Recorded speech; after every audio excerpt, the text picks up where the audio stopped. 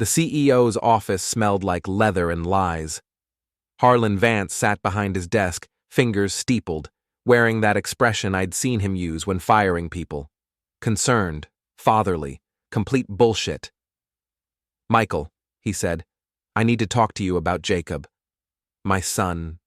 29 years old, Stanford MBA, corporate golden boy with my last name and none of my scars." "What about him?" Harlan leaned forward. "He's ready for more responsibility. The board thinks it's time for generational transition, fresh perspectives. You understand." I understood plenty. I'd built the infrastructure division from 6 people to 60. I'd saved 3 major contracts Harlan had nearly torpedoed with his incompetence. I'd worked 70-hour weeks while Jacob was still learning to tie his shoes. "What exactly are you saying?" "Jacob needs your office, your team. We're creating a new role for you, advisory capacity, work from home, same salary, of course. For now." For now. Those 2 words did all the work. "And if I say no?" Harlan's smile didn't reach his eyes. "Michael, you've given this company 23 years. You deserve rest. Don't make this difficult." I stood up. My knees hurt. My back hurt. Everything hurt after 2 decades of building someone else's empire. "Of course," I said. "Jacob can have my office." Harlan's shoulders dropped with relief. "I knew you'd understand. You're a team player, always have been." I walked out of that building and never went back. Well, not exactly never. Elaine was in the kitchen when I got home at 2 in the afternoon. She looked up from her laptop, eyes sharp. "They pushed you out." Not a question.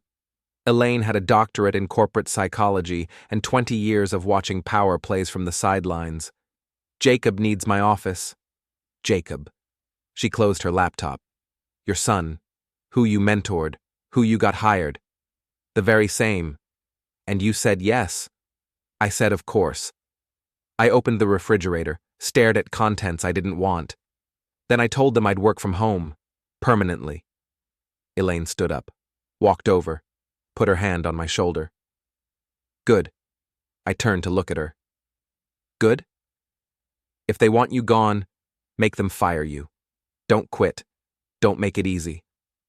Her eyes had that look, the one that made me fall in love with her 30 years ago. Sharp, dangerous, alive. "I'm 56 years old. Maybe it's time to—" "Bullshit." She squeezed my shoulder, hard. "You built that division. You trained half those people. And your son just took a knife to your back in front of the board. He's ambitious. I was ambitious once. You were hungry. There's a difference." She let go, walked to the window. "Hungry people build things. Ambitious people take things. Jacob didn't build anything, he just took yours." I sat down at the kitchen table. It was oak, solid. I'd built it myself 15 years ago when Jacob was 14, and Elaine wanted a bigger table for family dinners. Jacob had helped, sort of. Mostly he'd complained about splinters and asked when we could just buy one, like normal people. "What do you want me to do?" Elaine turned from the window. "I want you to go into the garage, set up a workspace, and keep doing your job. From home, like they suggested. And I want you to watch very carefully what happens when Jacob tries to fill your shoes." "You think he'll fail?" "I think he's never had to succeed on his own. He's always had you." She smiled. It wasn't a kind smile. "Now he doesn't." I spent the weekend converting the garage into an office. Desk from the basement, filing cabinets, 2 monitors, high-speed internet. I even put in a coffee maker and a small refrigerator. Elaine helped. Didn't say much, didn't have to. Monday morning, I logged into the company system at 8 a.m. sharp. All my access was still active. Project files, client contacts, vendor relationships, everything. I sent an email to my team, Jacob's team now, letting them know I was available for consultation and transition support. Professional, helpful. Exactly what an advisory role should sound like. Nobody responded. By Wednesday, I understood why. Jacob had sent a company-wide message announcing his promotion to Director of Infrastructure Development, my old title.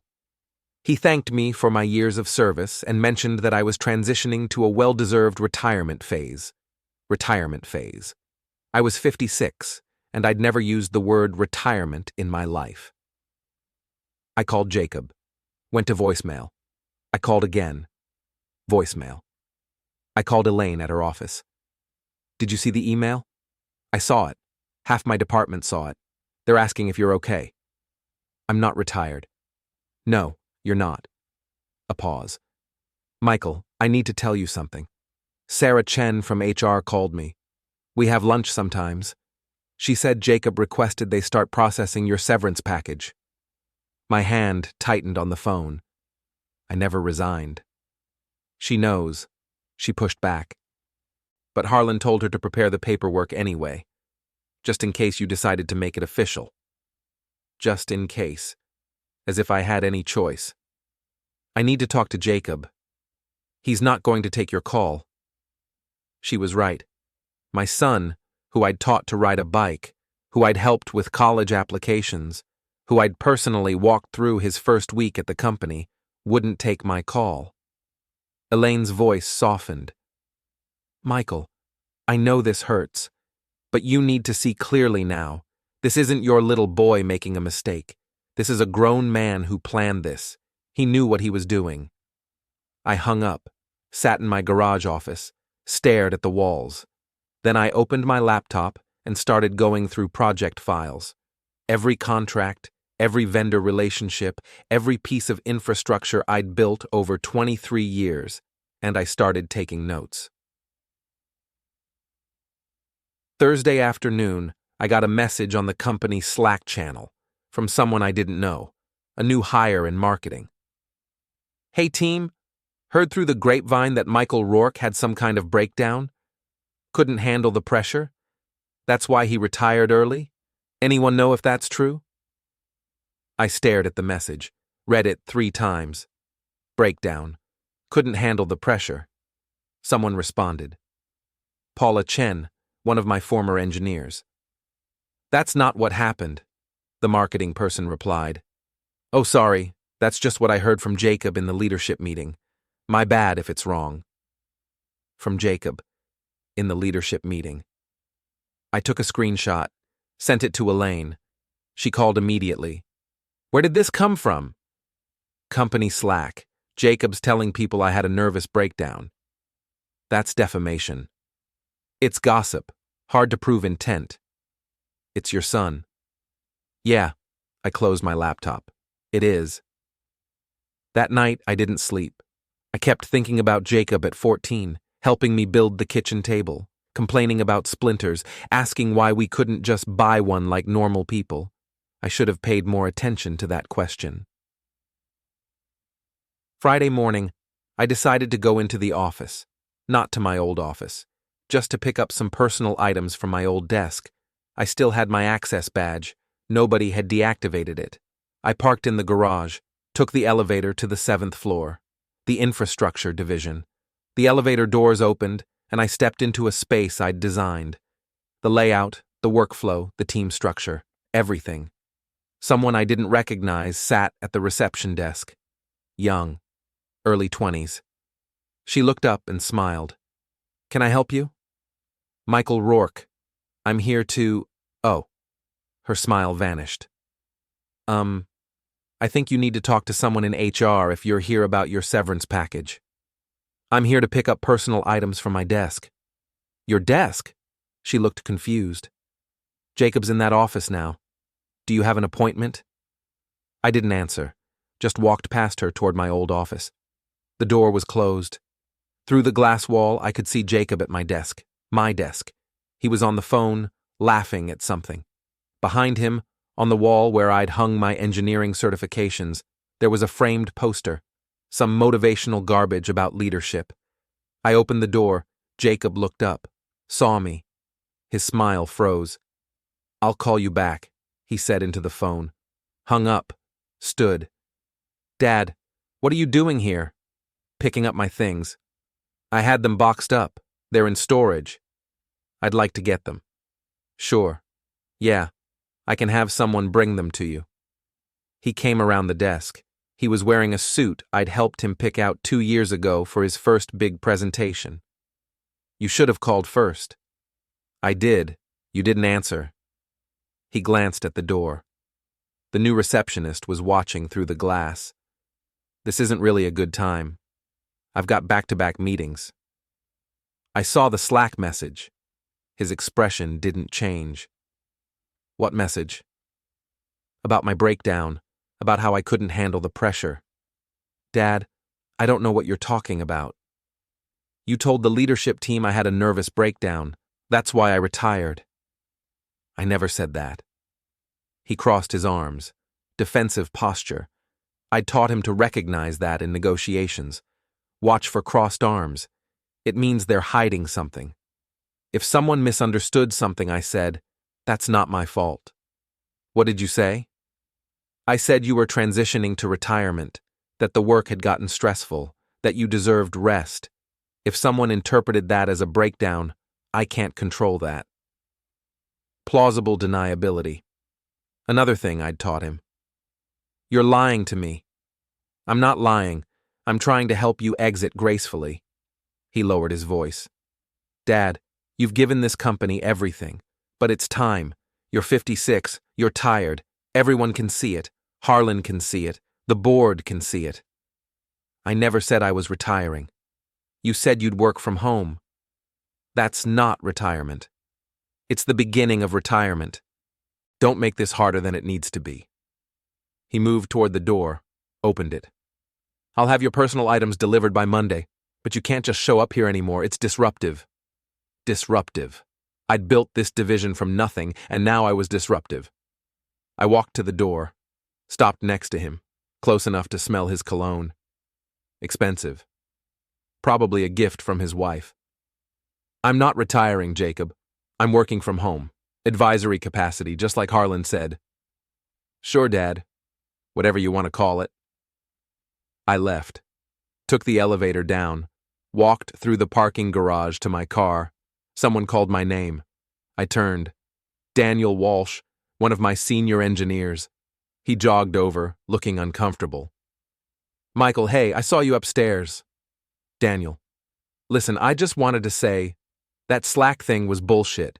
We all know you didn't have a breakdown. Jacob shouldn't have said that. He claims he didn't. Daniel shifted his weight. Yeah, well, he's saying a lot of things. About how the division was struggling under your leadership. About how you were resistant to change. About how this transition is good for everyone. Is that what you think? No. Hell no. You taught me everything I know. He glanced back at the building. But Michael, he's the boss now, and he's making it clear that if we're not on his team, we're not on the team at all. He threatened you? Not in so many words, but the message is clear. Loyalty to Jacob or start looking for a new job. Daniel put his hand on my shoulder. I'm sorry, man. I really am. But I've got a mortgage and 2 kids. I can't afford to be a hero. I nodded. I understand. He squeezed my shoulder once, then walked back toward the building. I sat in my car for 20 minutes, then I drove home. Elaine was waiting. She took one look at my face and said, That bad? Worse. Before we continue, hit the hype button, subscribe, and like the video to help the channel grow. Tell us which city you are from in the comments. We'd love to get to know our audience better. The weekend passed like slow poison. Saturday morning I tried to distract myself with yard work. Elaine watched from the kitchen window, then came out with coffee. You're going to give yourself a heart attack if you keep pulling weeds like they personally offended you. I sat back on my heels. My knees protested. I'm fine. You're not fine. You're angry. She handed me the coffee. Which is good. Anger is useful. Anger means you're not broken yet. I'm not broken at all. No, you're not. She sat down on the porch steps. But Jacob thinks you are. He thinks he won. Maybe he did. He won a battle. The war's not over. She sipped her coffee. What do you know about Amelia? Amelia Graves Rourke, Jacob's wife of 2 years. Came from money, Real estate money. The kind of family that owned half of downtown and acted like they were doing everyone a favor by letting them rent it. Not much. She's always been polite to us. Polite isn't the same as kind. Elaine looked at me over her coffee cup. Sarah Chen told me something interesting yesterday. Amelia's been hosting these brunches, young professional women, networking events, and apparently your name has come up. Let me guess. The breakdown story. Worse, that Jacob's been covering for you, that the company would have collapsed if Jacob hadn't stepped in. I set my coffee down. She's never worked a day at the company. She doesn't know anything about. She doesn't care about the truth. She cares about the story. And the story is that her husband is a brilliant young executive who saved the company from his failing father. Elaine's expression hardened. She's building Jacob's reputation by destroying yours. Why? Because image is everything to people like her. She married up intellectually but down socially. Jacob's smart, but he's not connected, not like her family. So she's remaking him into the kind of man her parents approve of. And that means you need to be the failure he overcame. I picked up my coffee. It had gone cold. What do you want me to do about it? Right now? Nothing. Just watch. Document. When someone tells you a lie, write it down. When someone repeats gossip, track it. Build a record. She stood up. And keep working from home. Don't quit. Don't give them the satisfaction. I'm not planning to quit. Good. Because we're going to need your salary when this gets ugly. When? She looked at me. Michael, you're not seriously asking me if this gets worse, are you? She was right. It got worse. Monday morning, no boxes arrived. I called Jacob. Voicemail. I called the office. The new receptionist told me she'd pass along a message. Tuesday, still no boxes. Wednesday, I drove to the office again. This time I parked across the street and watched the entrance. Waited until I saw Jacob leave for lunch. Then I went inside. The new receptionist wasn't at her desk. I walked straight to my old office, locked. I used my badge to unlock it. Everything was different. The furniture was the same, but everything else had changed. The books I'd kept on the shelf were gone. The family photo Elaine had given me was gone. The framed engineering award from the National Society of Professional Engineers was gone. Everything that said Michael Rourke had been erased. I heard voices in the hallway, moving fast. I turned. Jacob stood in the doorway with 2 security guards. I told you not to come back. Where are my things? In storage, like I said. I want them now. That's not how this works. He nodded to the security guards, both young, probably mid-20s, doing a job. This is my father, Michael Rourke. He's not authorized to be in this office anymore. Please escort him out of the building and deactivate his access badge. One of the guards looked uncomfortable. The other just looked bored. Sir, we need you to come with us. I looked at Jacob, my son, the kid I'd taught to throw a baseball, the teenager I'd driven to SAT prep courses, the young man I'd celebrated with when he got his MBA. You're really doing this? You made me do this. You can't just show up here whenever you want. It's unprofessional. Unprofessional. That word again. The corporate cudgel for beating down anyone who doesn't follow the rules. I walked to the door, stopped right in front of Jacob. I'm still employed here. Advisory capacity. Work from home. Those were Harlan's words. Then work from home. Stop disrupting my team. Your team. I smiled. Had no warmth in it. Right. Your team. The one I built. The one I trained. The one that knows exactly who you really are. Jacob's jaw tightened. You need to leave now. I left. The security guards followed me to the elevator, down to the lobby, out to the parking lot. One of them took my badge and swiped it through a deactivator. I heard the electronic beep that meant I was no longer part of the company I'd given 23 years to. Sorry, sir, the uncomfortable guard said. Just following orders. I know. I drove home. Elaine was in the garage office, sitting at my desk, going through papers. They deactivated my badge. She didn't look up. Good. Good? Now it's documented. They're cutting you off while keeping you on payroll. That's going to be very interesting when their lawyers see it. She held up a paper. Do you remember this contract? I looked. Phoenix Systems. A vendor contract I'd negotiated 4 years ago for critical server infrastructure. Exclusive 5-year term. Renegotiation required for any changes. What about it? It expires in 6 months. And according to this clause here, only the original signatory can authorize renegotiation or transfer of authority. She looked at me. That's you. I took the paper, read it carefully. She was right. I'd insisted on that clause because Phoenix had a history of trying to renegotiate with junior staff who didn't know the terms. I wanted to make sure any changes went through me. The company needs this contract. Half our server infrastructure runs on Phoenix equipment. And without it, everything goes down, projects stop, clients leave, the company loses millions. Elaine leaned back in the chair. So, right now, sitting in your garage, you control something Jacob desperately needs. He doesn't know that yet. No, but he will. She smiled, that dangerous smile. And when he does, he's going to have to ask nicely. 2 weeks later, I got an email from Phoenix Systems, addressed to me directly, not through the company. Mr. Rourke, our contract is up for renewal in 4 months. We need to schedule negotiations. Who should we speak with? I forwarded the email to Jacob with a simple note. They still have me as primary contact. Want me to handle this, or should I redirect them? Jacob called within an hour. Dad, hey, sorry I haven't been in touch. Things have been crazy. I'm sure. Listen, about Phoenix. I can take that over. Just let them know I'm the new contact. Can't do that. Silence on the line. Why not?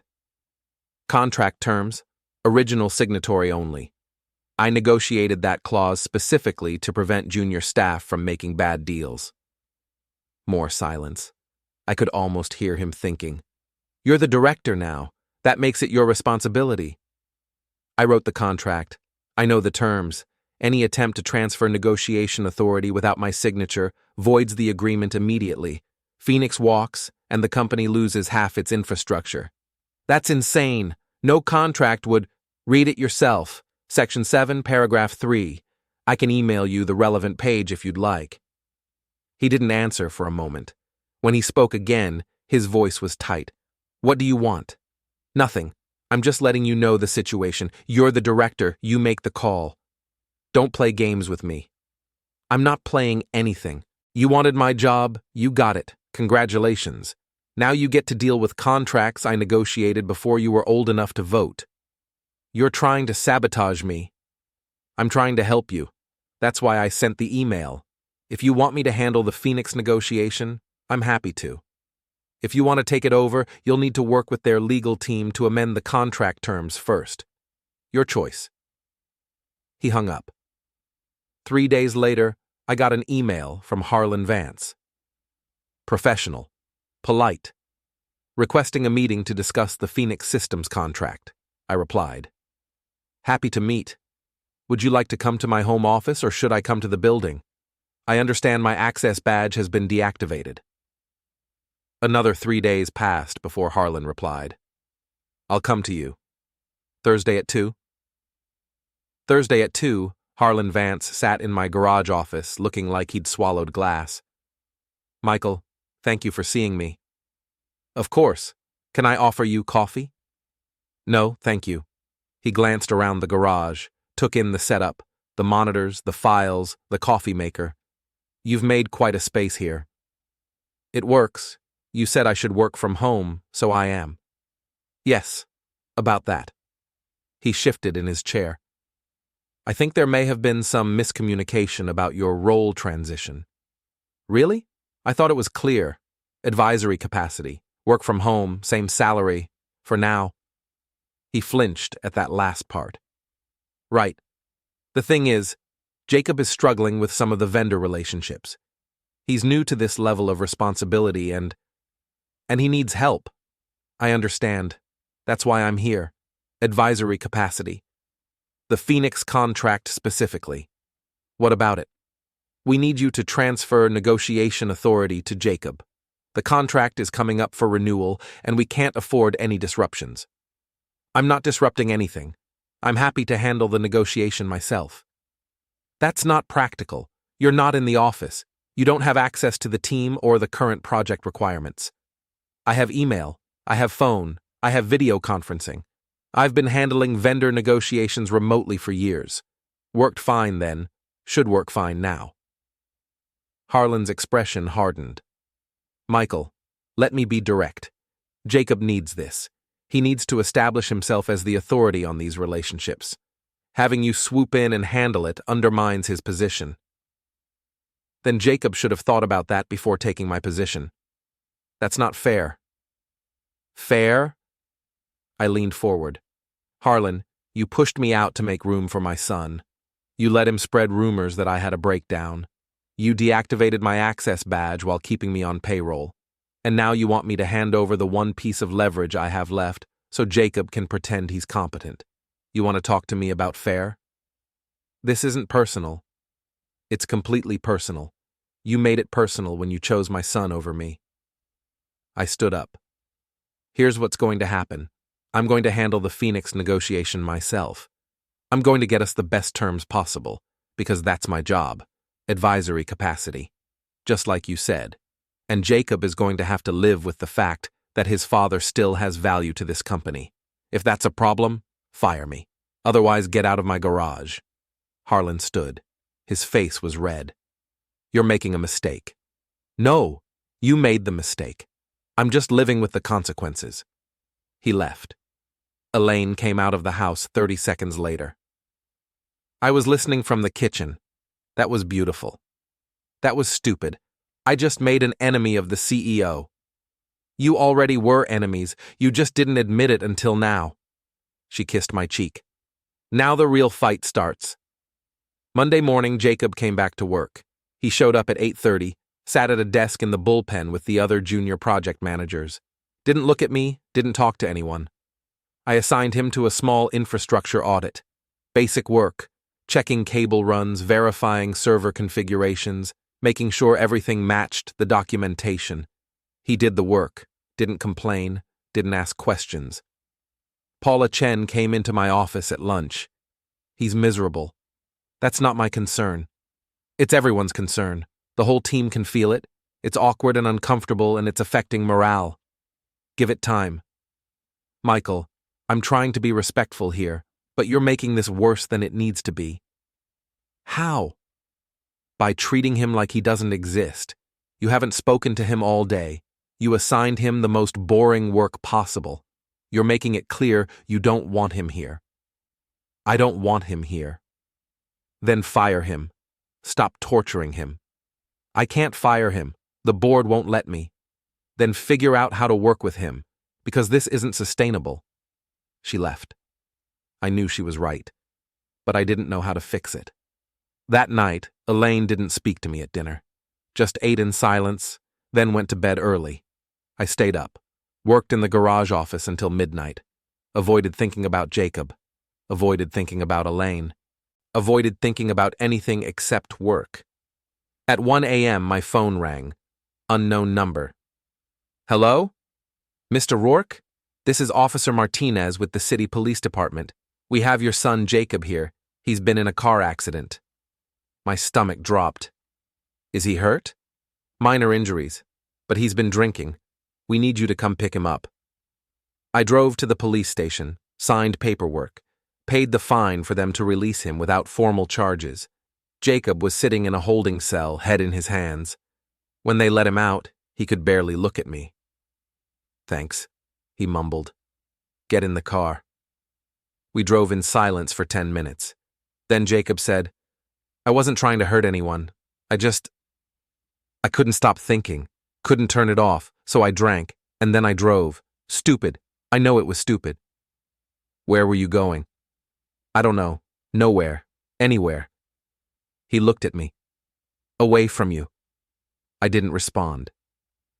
You want to know the worst part? When the cop pulled me over, my first thought was that you'd be happy. Finally, proof that I'm the screw-up you always thought I was. I never thought you were a screw-up. Yes, you did. You think I'm weak. You think I'm entitled. You think I don't deserve anything I have. I think you took something that wasn't yours. There's a difference. It was offered to me. I didn't steal it. You stole my reputation. You stole my relationships. You stole my identity. And then you threw it all away because you weren't ready for any of it. I know. His voice broke. I know I screwed up. I know I hurt you. And I'm trying to fix it, but you won't let me. Every time I try, you push me away. You make me feel like nothing I do will ever be good enough. Maybe nothing you do will be good enough. Not for me. Not anymore. He didn't say anything else. Just stared out the window. I dropped him off at his friend's apartment, watched him stumble inside, then I drove home. Elaine was awake, sitting in the kitchen. Jacob was arrested, DUI. She closed her eyes. Is he okay? Physically, yes. Everything else? No. And you? I'm fine. Michael, you're not fine. Our son is falling apart and you're standing there watching it happen like it's a science experiment. What do you want me to do? Love him. Help him. Stop punishing him for making a mistake. He didn't make a mistake. He made a choice. Multiple choices, all designed to hurt me. And now you're making choices designed to hurt him. When does it end? When he learns. He's learned. He apologized. He came back to work. He's trying. What more do you want? I want him to understand what he took from me. I want him to feel what I felt when Harlan pushed me out and Jacob stood by and watched. I want him to know what it's like to be erased. And then what? When he's broken completely? When he's lost everything? When he hates you as much as you think he deserves to be hated? Then what, Michael? What do you win? I don't know. Exactly. You don't know. Because there is no winning. There's just more loss, more pain, more destruction. She stood up. I can't watch this anymore. I can't watch you destroy our son and pretend it's justice. What are you saying? I'm saying if you don't stop this, I'm leaving. Not because I don't love you, but because I don't love who you've become. She went upstairs. I sat alone in the kitchen, at the table I'd built with Jacob, the table we'd used for family dinners for 15 years, and I realized Elaine was right. I'd become the villain. The next day, I called Jacob. Can you come to the office? We need to talk. Am I fired? No, just come in. He showed up an hour later. Still looked rough, bruises from the accident, dark circles under his eyes. I gestured to the chair across from my desk. Sit. He sat. I owe you an apology. He blinked. What? I've been cruel. I've been vindictive. I've been everything I accused you of being, and it needs to stop. I don't understand. You hurt me. You took my job, you spread lies, you tried to erase me. And instead of being the bigger person, I decided to hurt you back. Systematically, deliberately, I wanted you to suffer. I deserved it. Maybe, maybe not, but that doesn't make it right. I leaned forward. Jacob, I'm your father. My job is to teach you, not destroy you. And somewhere along the way I forgot that. He stared at me. Why are you saying this now? I realized if you had, it would have been partly my fault. That's not. It is. I pushed you to this. I made you feel worthless, and I need to own that. He didn't speak for a long time. Then, quietly, what happens now? Now we start over. Fresh. You work here as a junior PM. You learn. You prove yourself. And I treat you like an employee, not a punching bag. And our relationship? I don't know. That's going to take time. But we can start by not hating each other. He nodded, wiped his eyes. I miss you, Dad. I miss you too. It wasn't forgiveness. Not yet. But it was a start. Over the next month, things changed. Jacob worked hard, really hard. He showed up early, stayed late, asked questions, took feedback. He was still struggling, still learning, but he was trying. I helped him, not obviously, not in ways that would undermine him with the team, but I answered his questions. I gave him guidance when he asked for it. I stopped assigning him the worst projects. Paula Chen noticed. Whatever you two worked out, keep doing it. He's a different person. He's growing up. Better late than never. One Friday afternoon, Jacob knocked on my office door. Can I ask you something? Sure. Why did you really come back? To the company, I mean. You could have stayed home, collected your paycheck, let me fail. Why didn't you? Because I built this place, and I wasn't ready to let it go. Even if it meant destroying me? I wasn't trying to destroy you. I was trying to protect what I built. Same thing, from where I was sitting. Yeah, I know. I'm sorry. He nodded. I'm sorry too. For all of it. I know. He left. That night, Elaine and I had dinner together. Actually talked. First time in weeks. Jacob looks better, she said. He's doing good work. And you two? Getting there, slowly. Good. Because I meant what I said. I can't watch you two destroy each other. I know. I heard you. She reached across the table, took my hand. I'm proud of you. For stopping. For choosing him over your anger. I'm not choosing him over anything. I'm just trying to be his father again. That's enough. A month later, Greenfield approved the full project restoration. Everything we'd lost, back on track. The board was ecstatic. Harlan personally called to thank me. You saved the company, Michael. I did my job. And Jacob? How's he doing? He's learning. Give him time. The board wants to discuss your future here. Long-term succession planning, Jacob's role in that. Let's focus on now, future can wait. But the future was coming whether I wanted it or not. 3 months after Jacob came back, Amelia showed up at the office. I didn't see her come in. Paula did. She knocked on my office door with a strange expression. Michael, Jacob's ex-wife is in the conference room. She's asking to see you. What does she want? She didn't say, but she looks upset.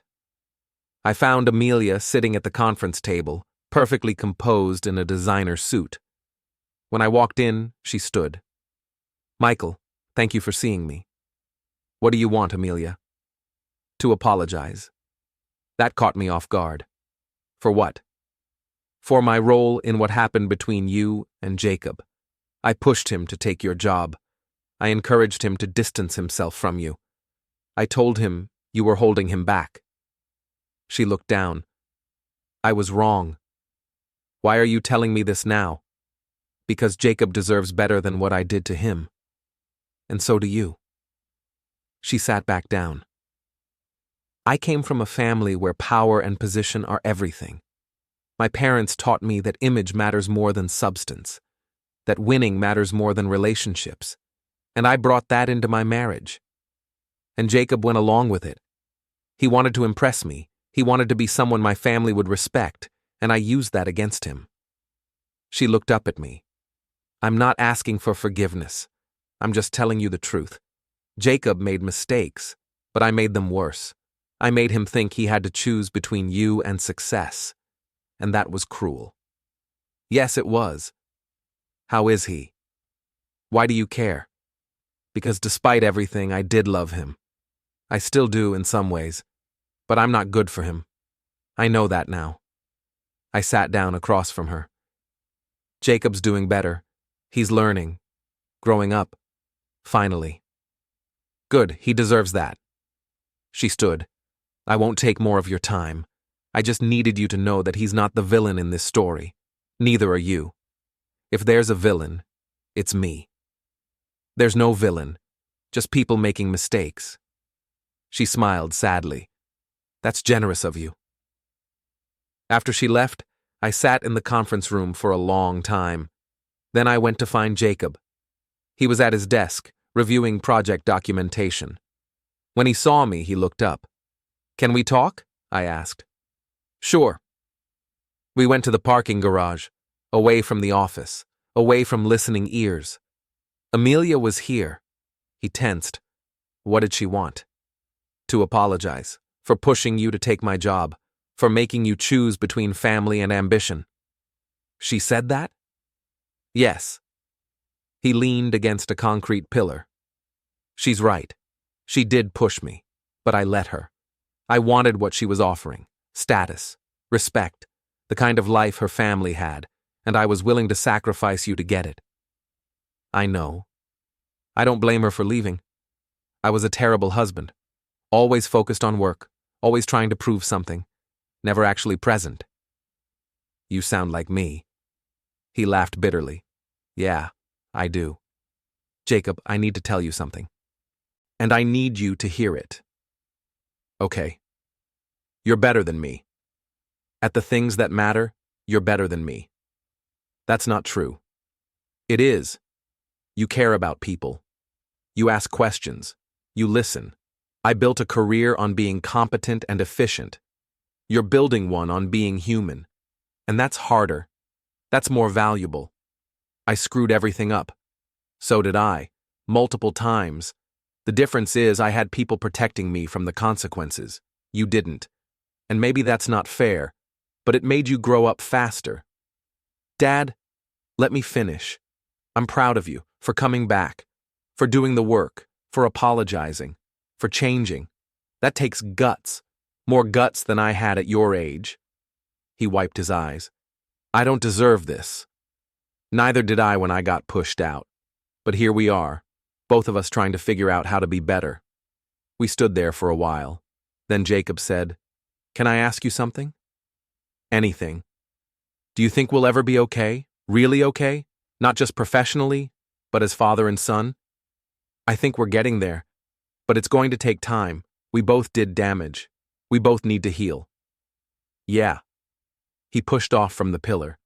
"Thanks for telling me about Amelia. And for everything else. Don't thank me yet. You still have 6 months of probation and a performance review." He smiled. First real smile I'd seen from him in months. "Understood, boss." We went back inside. That night, I told Elaine about the conversation with Jacob and Amelia's visit. She actually apologized? She did. Took full responsibility for pushing Jacob to betray me. Do you believe her? Yeah, I do. She's not asking for anything, just clearing her conscience. Elaine poured us both wine. And Jacob? He's going to be fine. Better than fine. He's becoming the man I always hoped he'd be. Without you breaking him first? I think the breaking was necessary. Not the way I did it, but some version of it.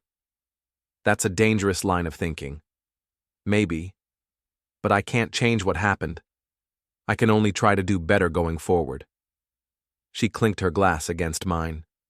To doing better. To doing better. But 6 months later, Harlan called me into his office again. The board was there. Victoria Grant, Thomas Shue, and 2 others I didn't recognize. "Michael, sit down." I sat. Victoria spoke first. "We want to talk about succession planning." Here it comes, I thought. The company is doing well. You've rebuilt the infrastructure division, restored client confidence, and trained your replacement. Jacob's not ready to replace me. We know, but in 2 years he might be, if you're willing to keep mentoring him. What exactly are you proposing? Thomas Shue leaned forward. 2-year transition plan. You remain director. Jacob becomes senior director, reporting to you. He takes on more responsibility, more client relationships, more strategic decisions.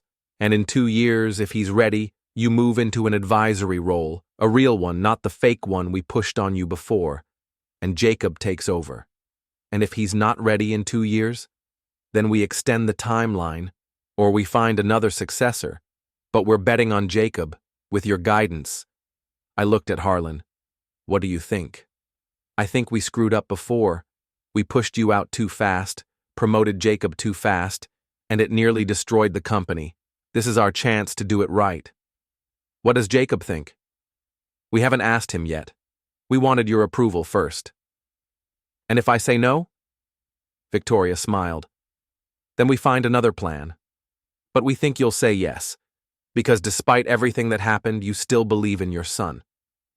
She was right. I'll do it, on one condition. Name it. If Jacob screws up again, if he lies, if he undermines me, if he makes the same mistakes, I have the authority to remove him from the succession plan. No questions, no board approval needed. My call. They looked at each other. Harlan nodded. Agreed. Then we have a deal.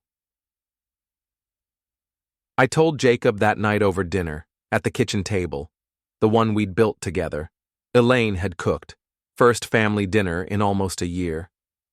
The board wants you to be senior director. Jacob stopped eating. What? 2-year succession plan. If you're ready in 2 years, you get my job. For real this time. Why? Because you've earned it. You've proven you can do the work. You've proven you can learn. You've proven you're not the same person who took my job a year ago. What if I screw up? Then I remove you from the plan. We agreed on that. This is your last chance. He looked at Elaine, then back at me. I don't know what to say. Say you'll keep working, keep learning, keep being honest. That's all I ask. I will. I promise. Elaine raised her glass. To second chances. We clinked glasses. To second chances. The first year of the succession plan was brutal. Jacob worked harder than I'd ever seen him work. 12-hour days, weekends, late nights. He wasn't trying to impress anyone. He was trying to prove to himself that he could do this. I pushed him, hard. Gave him complex projects, difficult clients, impossible deadlines. Every time he succeeded, I raised the bar. Every time he failed, I made him figure out why and fix it. The team watched. Some thought I was too hard on him. Others thought I wasn't hard enough. Paula Chen pulled me aside one day. He's going to burn out if you don't ease up. He's handling it. Barely. Michael, I know you're trying to prepare him, but you're treating him like he's in boot camp. Because he is. If he can't handle the pressure now, he won't be able to handle it as director. And if he breaks? Then he wasn't ready. Better to find out now than later. She shook her head but didn't argue. That night, I got a call from Jacob. Dad, I need help. The Morrison project is falling apart. I don't know how to fix it. What's wrong? The client changed requirements 3 times. The team is demoralized. We're 2 weeks behind schedule and I can't get anyone to commit to a recovery plan. What have you tried? Everything. I've had meetings. I've revised the timeline. I've talked to the client. Nothing's working. Then you're missing something. Figure out what it is. Dad, I'm asking for help. And I'm helping, by making you solve it yourself. He hung up on me. Elaine had been listening from the kitchen. That was harsh. He needs to learn to solve problems without me. He needs to learn you'll support him when he asks for it. If I solve it for him, he'll never learn. And if he fails because you refuse to help, what does that teach him? I didn't answer. 3 days later, Jacob came into my office. He looked exhausted but determined. I figured out the Morrison project. And the problem wasn't the timeline or the team. It was me. I was trying to control everything instead of trusting the team to do their jobs. I was micromanaging because I was afraid of failing. So, what did you do? I apologized to the team, told them I was wrong, asked them what they needed from me, and then I got out of their way. And they came up with a recovery plan in 2 hours. Better than anything I'd proposed. We presented it to the client yesterday. They approved it. I smiled. See? You didn't need my help. Yes, I did. Just not the way I thought. Explain. You taught me something by refusing to solve the problem for me. You taught me that asking for help isn't the same as asking someone to do it for you, And you taught me that sometimes the best thing a leader can do is trust their team. Good. Remember that. He left. Elaine came in 30 seconds later. I heard. That was good. He's learning. So are you. What do you mean? You're learning to teach without destroying. That's growth, I guess. Michael, I'm serious. A year ago, you would have let him fail on Morrison just to prove a point. Today, you let him struggle until he found his own answer. That's the difference between revenge and mentorship. She was right.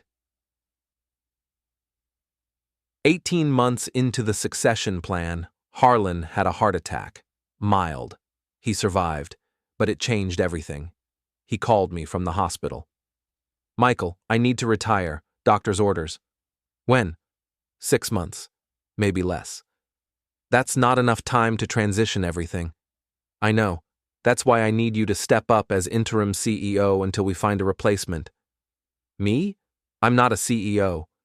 You're the only person the board trusts right now, and you know the company better than anyone. What about Jacob? What about him?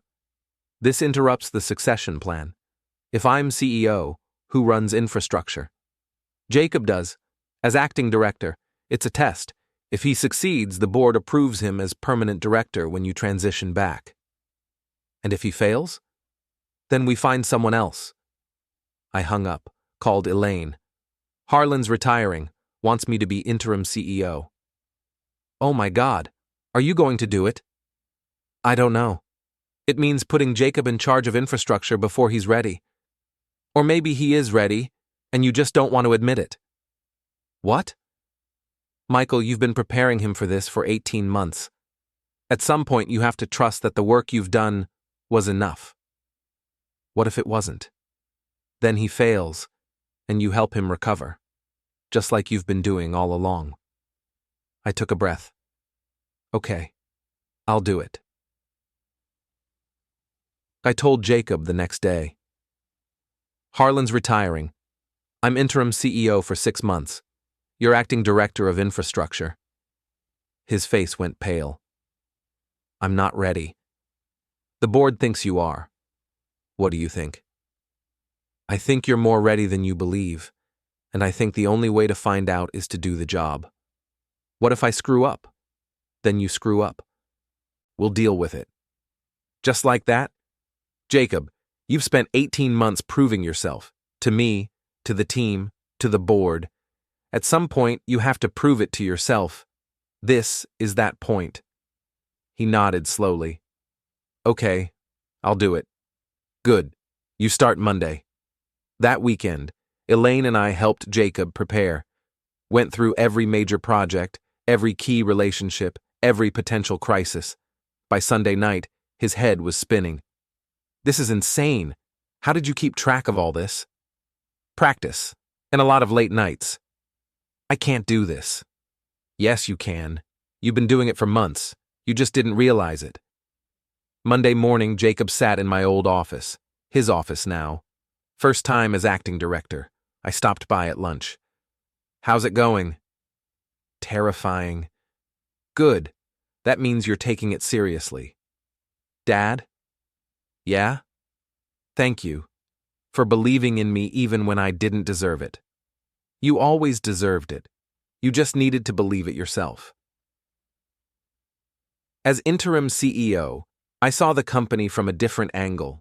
The politics, the pressure, the impossible decisions. Everything Harlan had dealt with that I'd never appreciated. And I saw something else. How much the company had changed since I'd started. How much bigger, more complex, more fragile it had become. 3 months into my CEO role, the board approached me. Michael, we'd like you to stay on permanently. I was in a meeting with Victoria Grant and Thomas Shue. I'm not a CEO, I'm an engineer. You're whatever the company needs you to be, Victoria said. And right now, we need you here. What about finding a replacement? We've looked. No one internal is ready, and every external candidate wants to restructure, lay off staff, cut costs. We don't want that.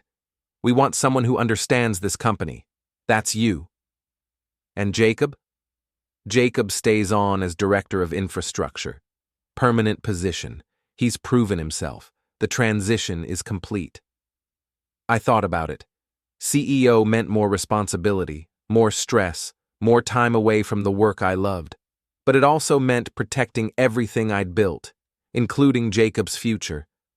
I'll do it, but only for 5 years. After that, I'm retiring for real, and you need to start developing the next generation of leadership now. Agreed. That night, I told Elaine and Jacob together, I'm staying on as CEO, 5 years, then I'm done. Jacob looked relieved. So I get to keep infrastructure. Permanently. You earned it. What about you? Is this what you want? Honestly, I don't know, but it's what the company needs, and sometimes that's enough. Elaine squeezed my hand. I'm proud of you, both of you. Jacob raised his glass. To new beginnings. To new beginnings. Year 2. As CEO was harder than year 1. The industry was changing. Automation, AI, cloud infrastructure. Everything I'd built my career on was evolving faster than I could keep up. Jacob thrived in the chaos. He understood the new technology better than I did, better than most of the leadership team. 6 months into year 2, he came to me with a proposal. We need to pivot. Cloud services are taking over. If we don't adapt now, we'll be obsolete in 5 years. That's a massive change. Risky. More risky than doing nothing? He was right. Write up a proposal. Present it to the board next month. He did. It was brilliant, detailed, realistic, forward-thinking. The board approved it with minor modifications. I called him into my office afterward. That was impressive. Thanks. You're better at this than I was at your age. I had a better teacher. You had the same teacher. You just listened better. He smiled. Maybe. Year 3, something unexpected happened. Paula Chen got recruited by a competitor. Big offer, bigger role. She came to me torn. I love this company, I love the team, but this is a once-in-a-lifetime opportunity. Take it. Really? Paula, you've been here 12 years. You've given us everything. If this is your chance to grow, take it. What about the team? We'll survive. We always do. She left 2 months later. Big going-away party. Lots of tears. After she left, Jacob came to me. We need to promote from within. Show the team there's a path to leadership here. Who are you thinking? Daniel Walsh.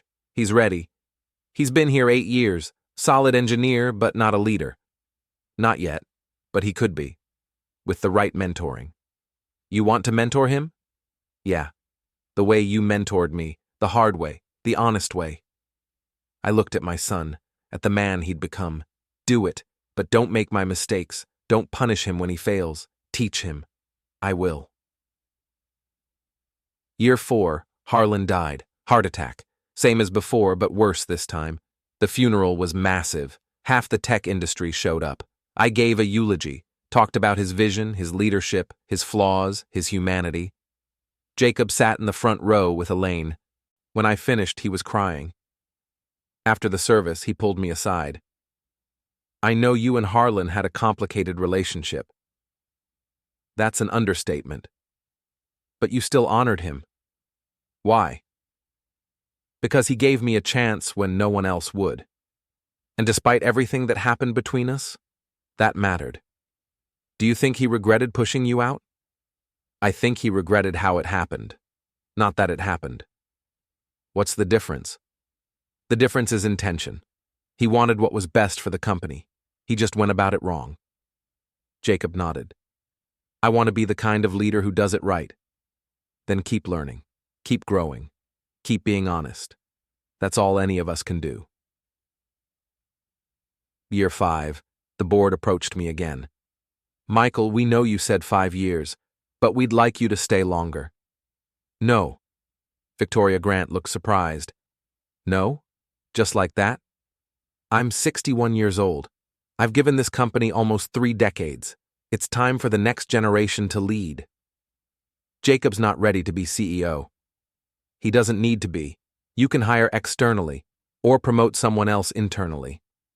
But I'm done. Thomas Shu leaned forward. Michael, you've stabilized the company.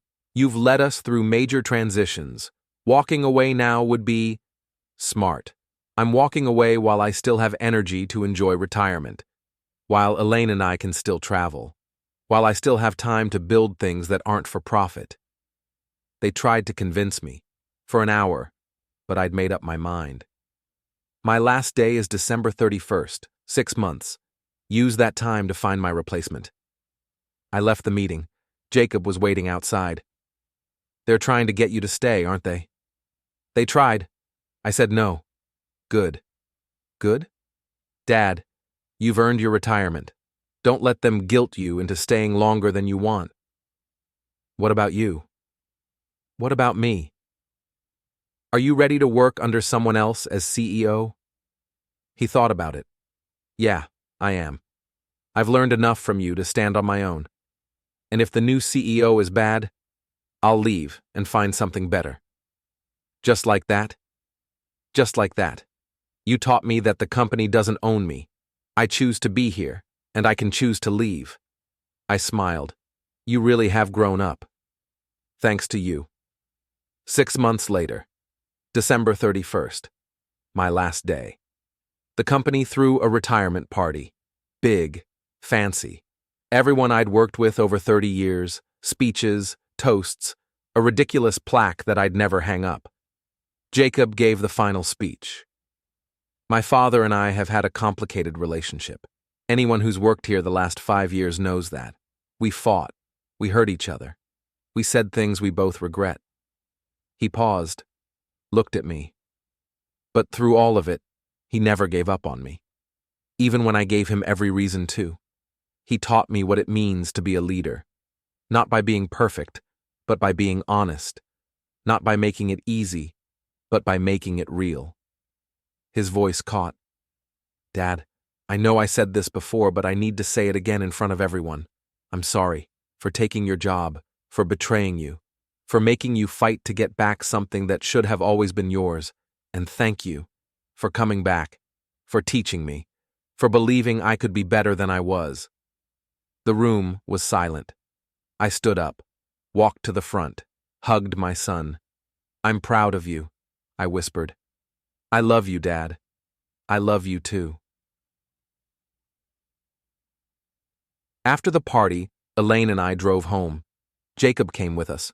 We sat in the kitchen, at the table, the one Jacob and I had built together when he was 14. What are you going to do now? Jacob asked. Travel, build furniture, sleep past 6 a.m. for the first time in 30 years. Sounds boring. Sounds perfect. Elaine poured wine. To Michael, who built a company, raised a son, and somehow survived both. We clinked glasses. What about you? I asked Jacob. What's next? Keep running infrastructure, keep learning, maybe start my own company someday. You'd be good at that. I learned from the best. We sat there for a long time, talking, laughing, remembering. At one point, Jacob ran his hand along the table. I hated building this. I know. I complained the whole time, about splinters, about how long it took, about how we should just buy one like normal people. I remember. But I'm glad we built it. It's the best thing we ever made together. No. I looked at him. You're the best thing we ever made together. This is just a table. He smiled, wiped his eyes. Thanks, Dad. 3 weeks later, Tuesday morning, I was in the garage workshop, building a bookshelf. Elaine was reading in the kitchen. My phone rang. Jacob. Dad, I need help. What's wrong? The new CEO is gutting the infrastructure division. He wants to outsource everything, fire half the team. I've tried talking to him, but he won't listen. What do you want me to do? I don't know. Advice? Support? Anything? I set down my tools. Jacob, listen to me. You don't need my help. You need to trust yourself. You know what's right. You know how to fight for your team. Do what you trained for. But what if I fail? Then you fail and you learn from it, just like I did, just like everyone does. Dad? Jacob, I'm retired. The company isn't mine anymore. It's not yours either. It belongs to whoever's in charge. And if that person is making bad decisions, you have 3 choices: fight, adapt, or leave. Pick one and commit. Silence on the line. Then quietly, "You're right. I know you're right. I wanted to hear you say it. You've got this. I believe in you." "Thanks, Dad." He hung up. Elaine came into the garage. "Everything okay?" "Yeah. Jacob's having CEO problems. He'll figure it out." "You're not going to help him?" "I just did. I told him he doesn't need me." She smiled. "Look at you. Finally learning to let go." "Took me long enough.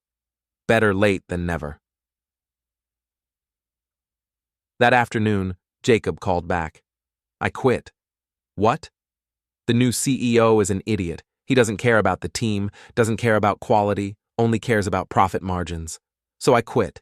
Daniel Walsh quit with me. So did 3 other senior engineers." "Jesus, Jacob. We're starting our own company, infrastructure consulting, using everything you taught me, everything I learned." "That's insane." "I know, but it's also right. And you taught me that sometimes doing the right thing means walking away." "Did I teach you that?" "You did. When you walked away from the company after they pushed you out. You showed me that sometimes the best way to win is to build something new instead of fighting for something broken." I didn't know what to say. "Dad? You still there?" "Yeah, I'm here." "Are you mad?" "No, I'm proud. You're doing what I should have done 30 years ago." "Which is what?" "Building something that's actually yours. Not someone else's company, not someone else's vision. Yours. Will you help us? Consulting, advisory, whatever you want to call it?" I looked at Elaine. She was smiling, nodding. "Yeah, I'll help, but only as a consultant. This is your company, your vision. I'm just the old guy who gives advice when asked." "Deal." We hung up. Elaine put her arms around me. "So much for retirement. It's consulting. It's different. It's you diving back into work because you can't help yourself. Maybe. But this time it's for Jacob, not for me. That's different." "Yes, it is." 6 months later, Jacob's company was thriving. 10 employees, 8 clients, growing fast. I consulted 2 days a week. The rest of the time, I built furniture, traveled with Elaine, and slept past 6 a.m. One Saturday, Jacob came over for dinner. Brought his new girlfriend, smart, kind, nothing like Amelia. After dinner, we sat on the back porch, just the 2 of us. "I never thanked you," he said. "For what?" "For coming back. After everything I did. You could have stayed away, let me fail, let the company collapse. But you came back." "I came back for me, not for you. I wasn't ready to let go." "Either way, thank you." "You're welcome." We sat in silence for a while. Then Jacob said, "Do you regret it? Any of it?" "Regret what?" "The fight, the revenge, the way we hurt each other." I thought about it, really thought about it. "No, I don't regret it. It was ugly, it was painful, but it taught us both who we really are, and it brought us here, to this moment, where we're actually honest with each other instead of pretending. That's a dark way to look at it. Maybe, but it's the truth, and you taught me something. Sometimes the truth is dark, but it's still worth fighting for." He nodded. "Yeah, it is." 1 year later, Jacob's company hit 20 employees. He called me one morning. "Dad, we need more space. I found a building. I want you to see it before I sign the lease." "Why?" "Because you built the infrastructure division. I want you to help me build this." I met him at the building. Old warehouse, industrial, perfect. "What do you think?" he asked. I walked through it, saw the possibilities, the layout, the potential. "It's good. You'll need to renovate, update electrical, install proper HVAC, but the bones are solid." Will you help me design the layout? Jacob, this is your company. I know, but I want us to build something together, like we built the kitchen table. Only this time I won't complain about splinters. I smiled. Deal. We spent 6 months renovating, side by side, father and son, building something that would last. The day we opened the new office, I stood in the main workspace and looked around. Everything was clean, modern, professional, built to last. Jacob came up beside me. What do you think? I think this is better than anything I ever built. That's not true. Yes, it is, because this is yours. You earned it. You built it. And no one can ever take it away. He put his arm around my shoulder. We built it together. Yeah, we did.